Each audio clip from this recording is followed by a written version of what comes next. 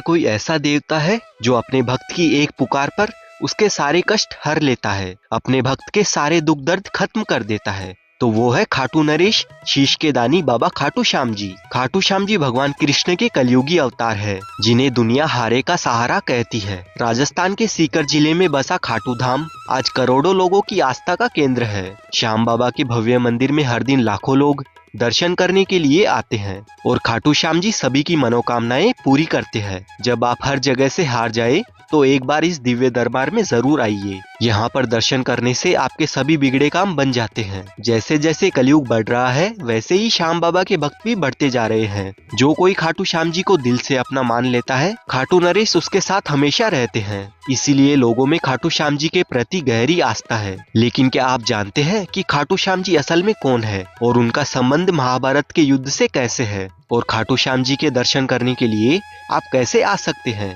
मंदिर में दर्शन करने के बाद आप और कौन कौन से दर्शनीय स्थलों पर जा सकते हैं? खाटू में रहने की और खाने पीने की क्या क्या सुविधा उपलब्ध है? कितना आपका यहाँ पर खर्चा हो सकता है? दर्शन और यात्रा में आपको किन किन बातों का विशेष ध्यान रखना है? इस खाटू श्याम जी की यात्रा में हम आपको संपूर्ण जानकारी देने वाले हैं। तो वीडियो शुरू करने से पहले खाटू नरेश की जय। और अगर आप खाटू श्याम जी ऑलरेडी जाकर आए हैं तो कमेंट में अपना एक्सपीरियंस जरूर शेयर कीजिए। खाटू श्याम जी के मंदिर तक आने के लिए आप ट्रेन के थ्रू सबसे पहले रिंगस जंक्शन तक आ जाए। रिंगस जंक्शन खाटू का सबसे पास वाला रेलवे स्टेशन है। लेकिन अगर आपको यहाँ से रिंगस के लिए डायरेक्ट ट्रेन नहीं मिलती है तो आप जयपुर जंक्शन पर भी आ सकते हैं। जयपुर जंक्शन पर आने के बाद आप चाहे तो ट्रेन से रिंगस तक आ जाए या फिर जयपुर रेलवे स्टेशन से मेट्रो या ई रिक्शा से 10 रुपए देकर सिंधी कैंप बस स्टैंड तक आ जाए। यहाँ से आपको खाटू जाने के लिए सुबह 5 बजे से राजस्थान रोडवेज की बसेस और प्राइवेट बसेस मिल जाती है, जिनका किराया 100 रुपए से लेकर 120 रुपए तक होता है।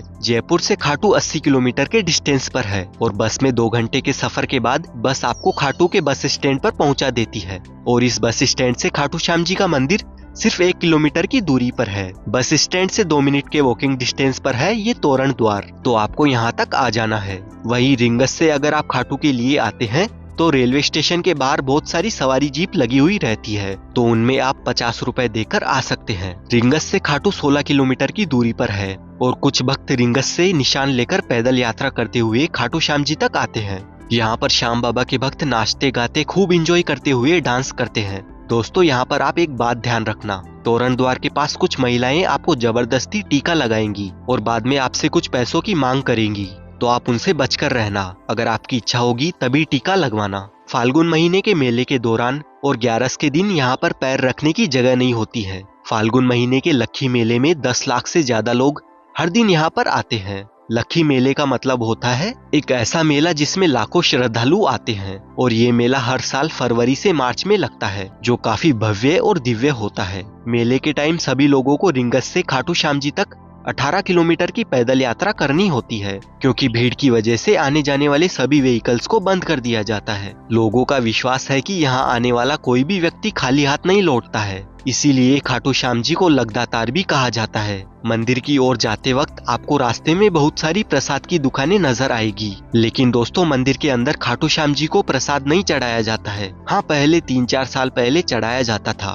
पर अभी नहीं चढ़ाया जाता है। तो बिना मतलब आप प्रसाद मंदिर के अंदर मत लेकर जाना। लेकिन अगर आप प्रसाद के तौर पर अपने घर पर कुछ लेकर जाना चाहते हैं तब प्रसाद खरीद लेना। वहीं अगर आप मेरी माने तो मंदिर में दर्शन करने के बाद प्रसाद की जगह यहाँ पर आप खाटू श्याम जी की फोटो या मूर्ति अपने घर के लिए लेकर जा सकते हैं। और यहाँ से कुछ देर चलते चलते हम आ जाते हैं श्याम कुंड के पास में। और मान्यता है कि खाटू श्याम जी के दर्शन करने से पहले सभी भक्त मंदिर के पास में बने इस श्याम कुंड में स्नान करने के बाद ही खाटू श्याम जी का दर्शन करने के लिए जाते हैं। लेकिन अगर आप यहाँ पर ऑलरेडी स्नान करके आए हैं तो इस कुंड में स्नान करने की बजाय आप हाथ मुंह धोकर भी मंदिर में प्रवेश कर सकते हैं।